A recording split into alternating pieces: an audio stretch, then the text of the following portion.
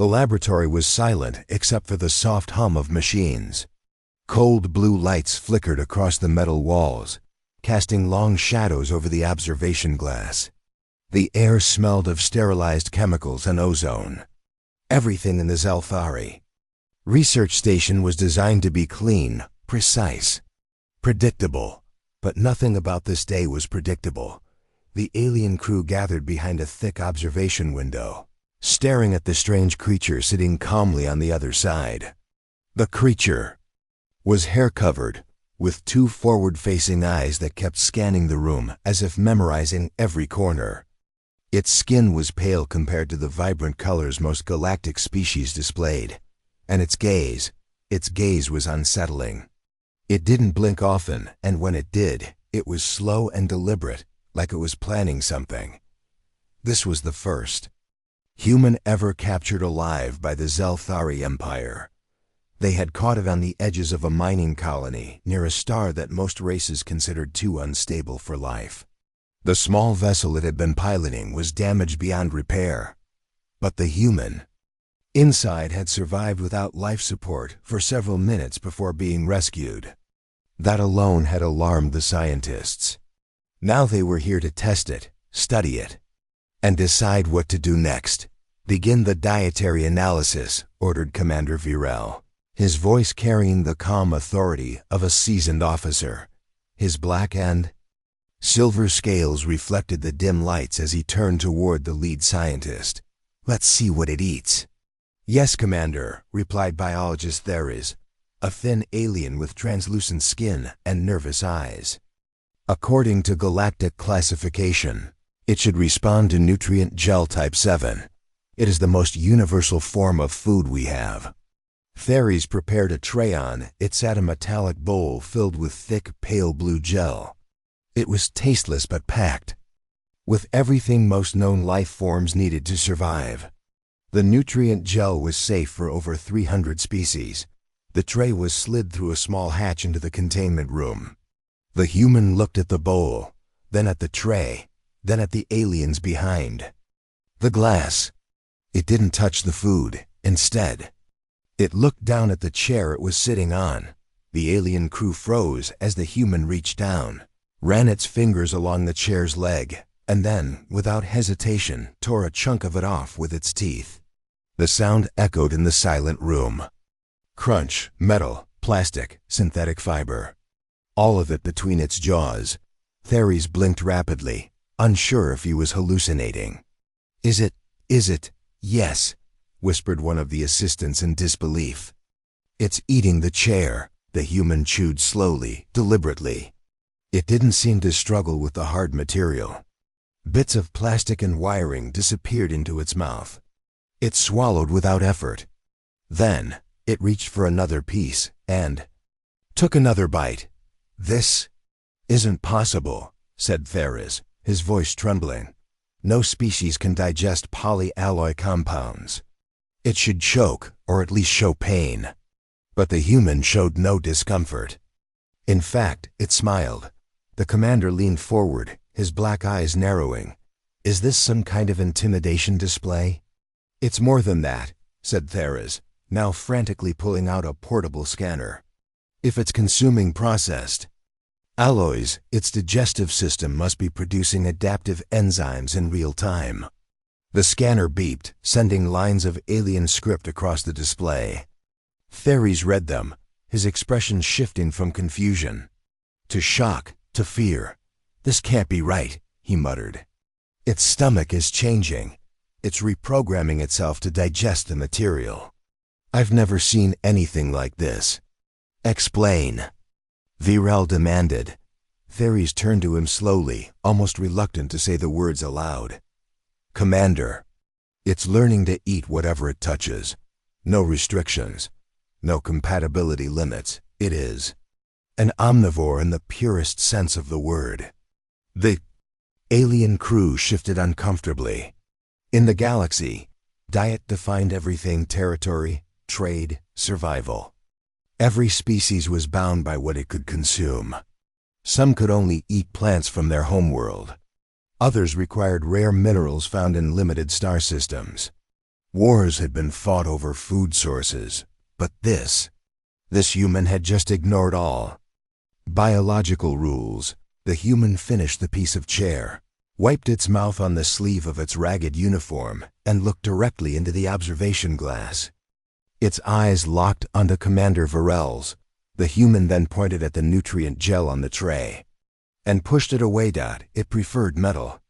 "Get me full digestive analysis," Varel ordered. "I want to know the limits." Fairies hesitated. "Commander, what if there are no limits?" That sentence hung in the air like poison. Hours later, the alien lab was buzzing with activity. Samples of toxic alien plants, hardened alloys, frozen alien meat, and even dangerous mineral crystals were brought in one by one. The human ate them all. No sickness, no hesitation. Its digestive readings changed every time, adapting to each new material in minutes. When they gave it a mineral crystal used in Starship reactors, a substance so energy-rich it was lethal to most species, the human chewed it like candy and grinned. By the end of the day, the reports were terrifying. Observation log, Day 1. Subject displays total dietary adaptability. Capable of digesting toxic, metallic, synthetic, and high-energy materials. Metabolism adapts instantly. No known upper limit. Potential threat classification, extreme. Theory stood before Commander Varel, holding the datapad with shaking hands.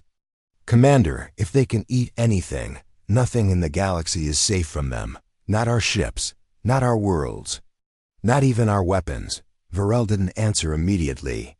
He looked through the glass at the human, who was now examining a piece of the wall as if considering whether to taste it.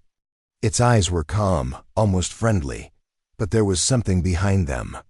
Hunger. Finally, Varel spoke. "Send a message to the Galactic Council. They need to see this." Theres hesitated. "You think they'll believe us?" "They'll believe the footage," Varel said grimly. "And when they see it, they'll be just as afraid as we are." But the commander didn't know this was only the beginning. The human wasn't just adapting to the food. It was memorizing the lab layout, counting the guards, studying the locks. It was planning something, and when it made its move, the galaxy would learn that hunger was humanity's most dangerous weapon. The grand chamber of the Galactic Council was never quiet. Normally, the air was filled with layered voices, translations humming through coms, and the constant rustle of robes, armor, or chitin plates as leaders from dozens of species argued over trade, security, or politics. But today, it was silent. In the center of the massive circular room, a giant hologram floated clear, sharp, undeniable. It showed a strange bipedal creature sitting in a containment room. Its jaw worked, slowly, methodically, chewing through something metallic. Small flakes of alloy fell from its mouth as it swallowed. No one moved. No one spoke.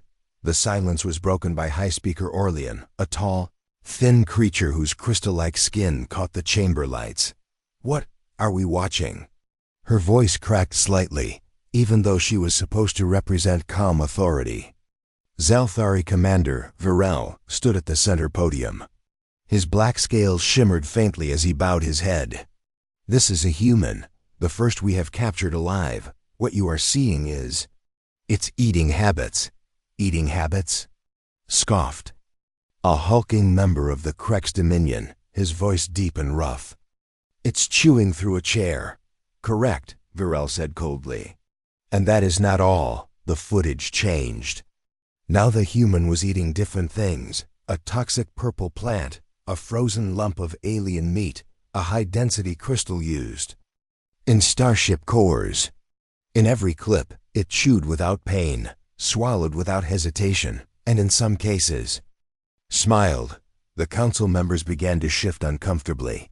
A diplomat from the soft-skinned, water-breathing Orasi people finally spoke, her gills flaring with unease. "How is this possible? Every species has dietary restrictions. Even we strong, as we are in the seas, cannot eat land minerals without sickness." This thing breaks all biological rules. Virel nodded slowly. Its digestive system adapts in real time. Our scientists believe there are no limits. Give it metal, it will eat metal. Give it toxins, it will survive. Give it energy crystals, it will grow stronger. The chamber erupted in nervous murmurs. A representative from the merchant-focused Eller Syndicate slammed his claw against the table. If that is true, they are a galactic nightmare, do you not see? Food is the foundation of all trade. Territory wars are fought over food sources. If they can eat anything, they need no trade, no supply lines, no dependence on anyone. And, another voice cut in sharply, they can survive anywhere, even in abandoned war zones, even in deep space, even on dead worlds. The Council's central AI translation system struggled to keep up with the overlapping voices of fear. High Speaker Orlean raised her crystalline hand, and the room reluctantly fell silent. Her tone was more serious now, colder. Commander Virel, what is your assessment? Virel's black eyes swept across the chamber. If humans spread beyond their home system, they will become the dominant species of the galaxy. They will not need to conquer worlds in the way we understand. They will consume them. The room fell quiet again. Finally, the Krex Dominion's warlord, a massive reptilian covered in battle scars, spoke with a voice like rolling thunder. Then we must destroy their world before they leave it. Several voices agreed instantly. Yes, end them now. Others hissed in protest. This is fear speaking. They are primitive, barely spacefaring. We can contain them. Contain them? Spat the Krex warlord. You saw the footage. How do you contain hunger itself? The Arasi diplomat leaned forward. Do we know if they have already left? Their system? Virel hesitated. That is complicated. He tapped a control on the podium. The hologram changed again, this time showing a grainy image of large, bulky ships leaving orbit around a blue-green planet. Gasps filled the chamber. These are human colony ships, Virel explained. We have confirmed at least 3 have departed. Their destination is unknown. We intercepted one near our border, the same one carrying the human you just saw. Were there more humans aboard? Asked Orlean. Yes, Virel said grimly. But they escaped during the encounter. Our recovery teams found their ship completely stripped. No metal, no fuel, no furniture. They had eaten everything before abandoning it. The Eller merchant hissed softly. Even if they are few in number now, with such adaptability, they will multiply anywhere they land. The council began formal debate. Some leaders called for immediate military action, planetary bombardment of Earth before humans could expand. Others argued for complete isolation and quarantine, warning that direct conflict might accelerate human spread.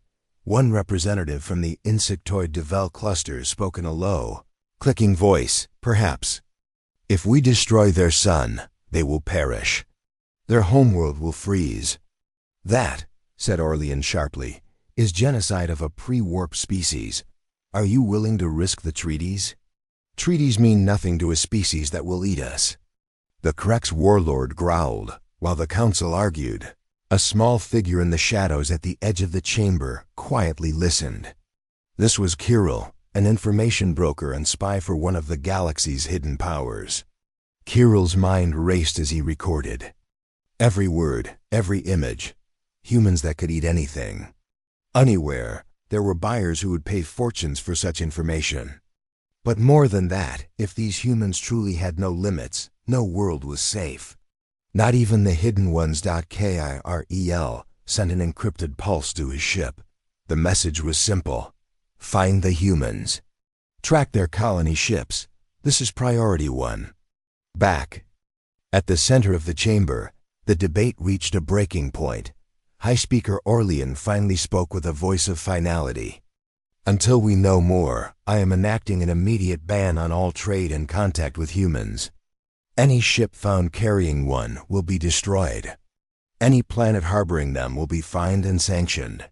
The Crux warlord rose to his full height. Ban. All you want. My fleets are moving to intercept. I will not wait until they are at my doorstep, eating my ships. Several others followed his lead, declaring their own military plans. The council chamber dissolved into chaos not far away. In a small, dark cargo hold of an unmarked freighter drifting at the edge of council space, a human sat quietly. He had escaped the Zelfari lab weeks ago. In his hands was a shard of metal from the ship's hull. He bit into it slowly, savoring the taste. His eyes were calm, patient. He knew the galaxy was talking about them now. He knew fear was spreading, and he knew hunger would always win in the end. The first warning came as a whisper across the interstellar Coma Stat. It was just after dawn on Vril 4, a mining colony deep in the Rethan Belt.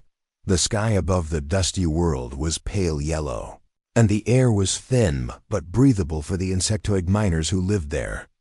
Beneath the surface, giant tunnels stretched for kilometers, filled with automated drills, ore haulers, and processing plants. At 5:21 station time, the orbital patrol received a distress call.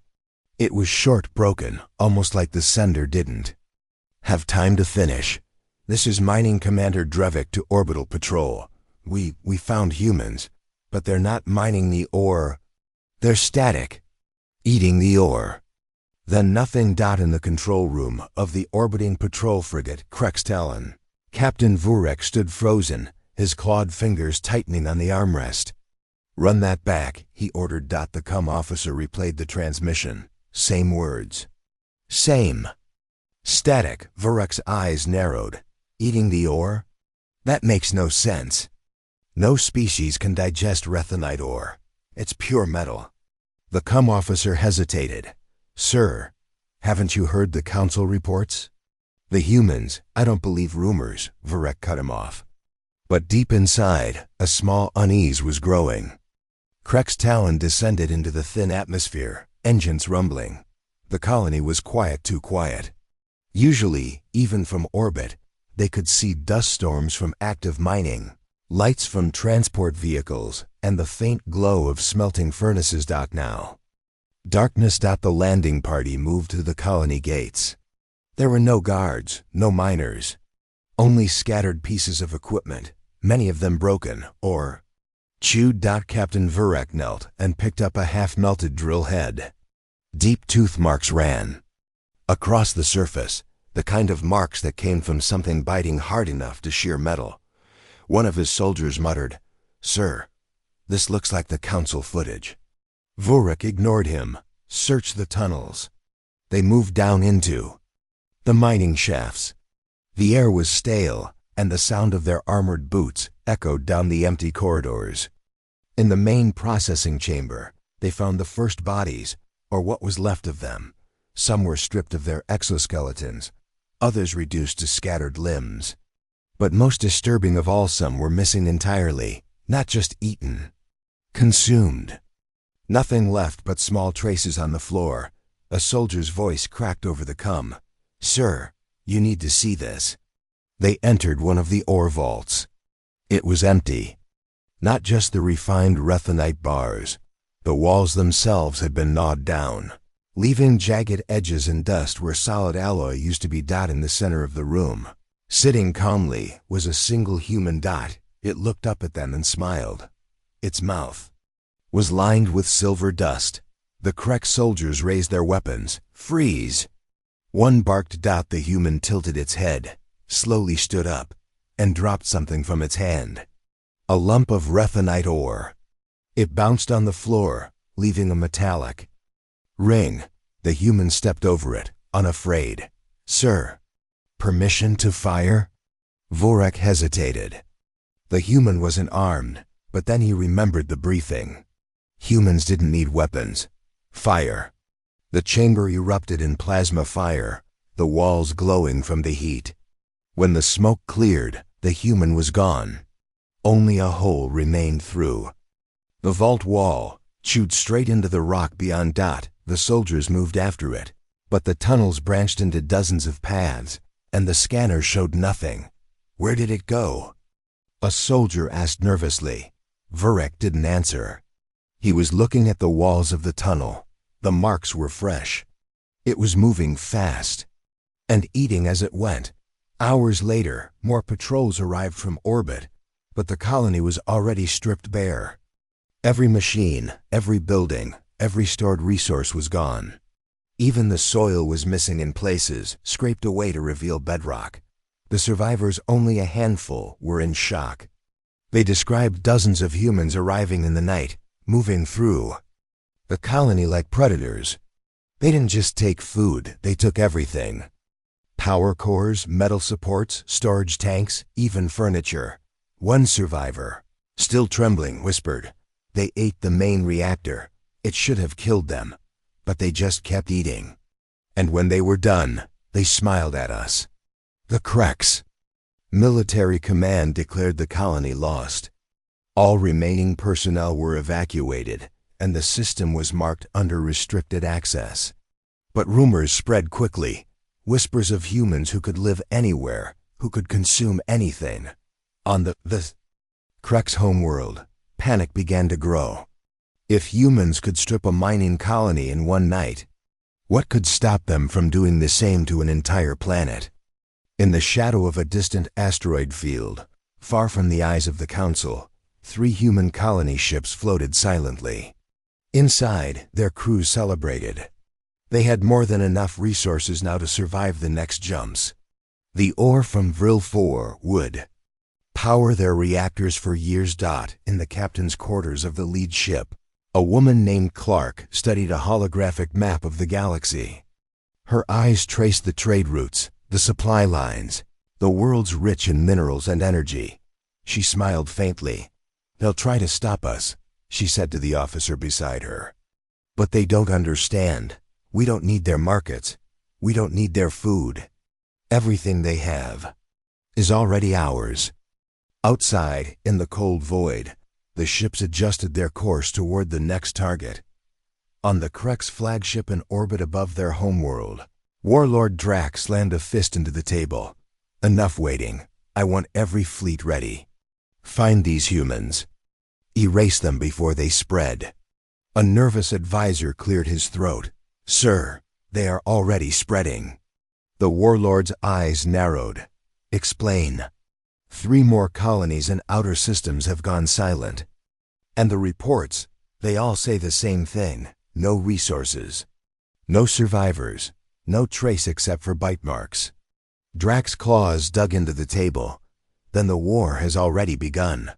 And far away, in the darkness between stars, the humans kept moving, silent, patient, hungry. The galaxy had not yet realized this was not an invasion in the traditional sense. It was a famine. The Krek's dominion was a war machine. For hundreds of years, their fleets had burned worlds, crushed rebellions, and brought entire species to their knees. They had never feared an enemy until now. It began with the loss of the mining colony, Vril 4, then the silence of 3 more outer systems. At first, the Krek's High Command believed it was sabotage by rival empires, but the reports were always the same. No resources. No survivors. Only bite marks. The Krek's Bloodfang fleet was sent to end the problem. 50 destroyers, 10 heavy cruisers, and the flagship Iron Maw. Their orders were simple. Hunt down the human colony ships and wipe them from the stars. For weeks, they chased the trail, burned out stations, stripped asteroids, derelict freighters, gnawed to pieces. It was like following the path of a swarm of metal-eating locusts. Then they found them. The hook came at 3:14 ship time. Deep in the uncharted sector known as the Black Rift. "Multiple contacts ahead," reported the sensor officer. 3 large vessels, human design, matching Council warnings. "They appear stationary." "Stationary?" growled Fleet Commander Drac. "Are they damaged?" The officer hesitated. "I'm not sure, sir. They're dark, no running lights, no engine output. Drax's slit-pupiled eyes narrowed. They know. We're here. Bring the fleet in close formation, weapons hot. The Krex destroyers moved in, surrounding the human ships. The vessels were bulky, patchwork designs, clearly not military. Their hulls were covered in scratches, dents, and strange grooves. On the bridge of the Iron Maw, Drax gave the order. Open a channel. Give them one chance to surrender. The cum crackled, and a human face appeared on the screen. It was a woman with sharp eyes and a calm smile. She spoke in perfect galactic common. You found us. Congratulations. Drax bared his fangs. Surrender your ships or be destroyed. The woman tilted her head. Destroy them? You think you can destroy your own dinner? Before Drax could reply, the connection cut. The next moment, the Krex fleet sensors lit up with warnings. Boarding alarms. Their metal groaned. Something was tearing through the hull of the lead destroyer. Internal cameras showed shapes moving inside the walls, humans, crawling through service tunnels, ripping out wires and tearing into reactor casings with their bare hands. Within minutes, the destroyer went dark. Its engines failed, weapons died, and the last transmission from the crew was screaming. Followed by the sound of chewing. Pull back, Drax roared. Form a defensive line. But the humans didn't fight like any enemy the Krex had faced. They didn't trade fire. They didn't even try to destroy ships with weapons. They ate them. Small human boarding pods latched onto Krex cruisers like parasites. Hull plating was peeled away, life support vents ripped open. In some ships, crews suffocated before they even saw the enemy. In others, the humans came directly biting. Through armor, drinking coolant fluids, consuming anything that would keep the ship alive. One Krex captain reported in horror. They're inside my reactor room. They're eating the fuel rods. Then his transmission ended in a blinding flash as the ship's core went critical. Hours turned into chaos. By the end of the first day, half the Krex Bloodfang fleet was gone. Not destroyed in glorious battle dash consumed out, the survivors retreated, leaving behind only drifting husks stripped to their skeletons. But even as they fled, the humans followed. Weeks later, the Krex homeworld began to feel the impact. Supply convoys vanished. Mining ships never returned. Outlying colonies starved. Krex military tried to protect their resource worlds, but humans always found a way in. Sometimes they arrived in ships. Sometimes they hid in cargo containers. And sometimes they simply walked out of the wilderness, having survived on nothing but dirt, metal, and the bones of old battles. It was no longer a war. It was famine. In the Galactic Council chamber, panic grew. Reports came not just from Krex space, but from the territories of the Eller Syndicate, the Orasi worlds, and even the fortified stations of the Tivel clusters. A merchant convoy carrying advanced shield generators? Gone. A research station orbiting a neutron star? Stripped bare. A fuel depot in deep space? Emptied down to the last bolt. The Orasi ambassador slammed her webbed hand on the table. We cannot fight them like this. They do not take planets, they consume them. The Krex warlord, now thinner and more exhausted than anyone had ever seen him, growled low. Then perhaps we must consume them first. But in the void between stars, aboard the human flagship Nomad's Teeth, Captain Clark was already planning the next move. She stood in the center of the war room, surrounded by her officers, men and women who had adapted to the new way of life. Their armor was made of scavenged alien plating. Their weapons were fused from scrap metal. Their bodies were stronger, leaner, and hungrier than ever. They'll think they can starve us, Clark said calmly. But what they don't understand is, we don't need their food. We are the food chain. A ripple of grim laughter moved through the room. Our next target, Clark continued, tapping the holographic map, is the Krex Central Supply Hub. If we take it, their fleets will collapse. And when their fleets collapse, the rest of the galaxy will follow. She looked at her crew, eyes glinting. "And remember, leave nothing behind." The galaxy thought this was a war of weapons. The humans knew it was a war of hunger. And hunger was patient. Hunger was relentless. Hunger was undefeated. The galaxy had begun to panic. For weeks, the surviving fleets of the Krex Dominion, the Orasi worlds, and the Eller Syndicate had tried to regroup. They thought that with enough firepower, they could halt the humans, but every plan failed. Every strike ended the same way: humans infiltrating, adapting, consuming. The last safe planet in the Orion Arm was called Taran Prime. Its oceans were deep, its forests dense, its cities heavily fortified. Generations of alien engineers, scientists, and soldiers had built walls, shields, and traps designed to keep any enemy out, and still, the humans were coming. High above Taran Prime, the command decks of the Council's war fleets were tense. Holographic displays showed blips approaching from the outer rim. 3 enormous human fleets, each ship reinforced with scavenged material, were moving in perfect formation. No shields, no standard weapons. Only ships capable of carrying enormous quantities of resources. "This is impossible," whispered Admiral Revik of the Orasi Navy. "They should have starved or broken apart by now. They should have failed." A Krex warlord growled beside him. "Nothing is impossible for them. Every report, every colony, every destroyed fleet, everything points to the same truth. They adapt, they consume, they survive." Meanwhile, in the void near Taran Prime, the humans aboard the flagship Nomad's Teeth were calm. Captain Clark studied the approaching planet. "Sensors show shields are high, but we don't need shields." One of her officers raised an eyebrow. "Not need shields? How? They won't matter," Clark interrupted. "We don't fight their fleets. We don't fight their soldiers. We consume everything they have: power cores, buildings, forests, water. Nothing is sacred." A low murmur went through the crew.